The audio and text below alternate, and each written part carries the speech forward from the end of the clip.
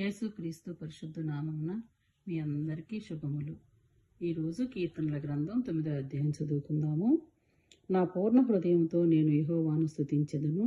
యెహోవా, నీ అద్భుత కార్యములన్నింటినీ నేను వివరించెదను. మహోన్నతుడా, నేను నిన్ను గూర్చి సంతోషించి హర్షించుచున్నాను. నీ నామమును కీర్తించెదను. నీవు నా పక్షమున వ్యాజ్యమాడి నాకు న్యాయము తీర్చియున్నావు. నీవు సింహాసనాసీనుడవై న్యాయమును బట్టి తీర్పు తీర్చుచున్నావు. కాబట్టి నా శత్రువులు వెనుకకు మళ్ళుదురు. నీ సన్నిధిని వారి జోగిపడి నశించుదురు. నీవు అన్ని జనులను గద్దించియున్నావు, దుష్టులను నశింపచేసియున్నావు. వారి పేరు ఎన్నటికీ నుండకుండా తుడిపిపెట్టియున్నావు. శత్రువులు నశించిరి, వారు ఎన్నడూ నుండకుండా నిర్మూలమైరి. నీవు పెళ్లగించిన పట్టణములు స్మరణకు రాకుండా బొత్తిగా నశించెను.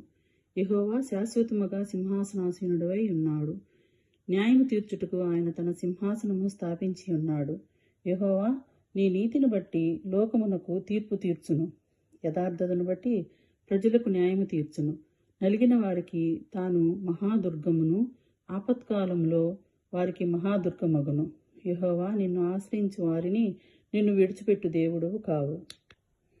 కావున నీ నామం ఎరిగిన వారు నిన్ను నమ్ముకొందురు. సియోని వాసివై యెహోవాను కీర్తించుడి. ఆయన క్రియలను ప్రజలలో ప్రచురణ చేయుడి. ఆయన రక్తాపరాధమును గూర్చి విచారణ చేయనప్పుడు బాధపడి వారిని జ్ఞాపకం చేసుకును. వారిని మొర్రను ఆయన మరువడు. నేను నీ కీర్తిని అంతటిని ప్రసిద్ధి చేయుచు సియోని కుమార్తె గుమ్మలలో నీ రక్షణను బట్టి హర్షించున్నట్లు యెహోవా నన్ను కరుణించుము. మరణ ద్వారమున ప్రవేశించకుండా నన్ను ఉద్ధరించువాడా, నన్ను ద్వేషించువారు నాకు కలుగజేయు బాధలను చూడుము. తాము తవ్విన గుంటలో జనులు మునిగిపోయిరి, తాము ఒడ్డిన వలలో వాళ్ళ కాలు చిక్కుబడి ఉన్నది. యెహోవా ప్రత్యక్షమాయెను, ఆయన తీర్పు తీర్చి ఉన్నాడు. దుష్టులు తాము చేసుకున్న దానిలో చిక్కి ఉన్నారు. దుష్టులు దేవుని మరచు జనులందరూ పాతాళమునకు దిగిపోదురు. దరిద్రులు నిత్యము మరువబడుదురు.